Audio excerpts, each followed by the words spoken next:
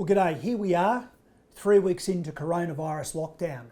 And for families, businesses and individuals right across Australia, we're all dealing with some challenges that we never envisaged would ever confront us in our lifetimes.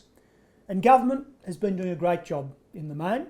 They've been dealing with the health issues. They've been focused on protecting Australians, their health and saving people's lives, and that's right and appropriate.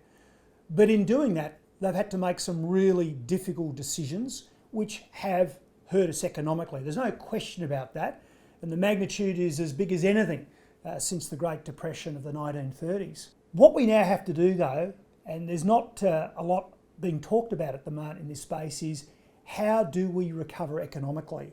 How do we revitalise our economy? How do we actually chart a path forward out of the mess that necessarily we're now in? In the coming days, I'm going to be talking about those issues. I'm going to be talking about practical proposals to actually fast track the recovery, to assist people in their businesses and to put in place the wherewithal, the enablers that will allow us to achieve a speedy recovery. To my mind, it comes down to three main areas. One is the issue of education.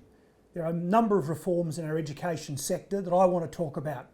Secondly, of course, there's the area of the economy and business and the support, or indeed the hindrance that business gets from government.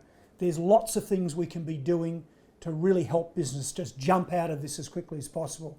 And finally, we need to talk about the environment.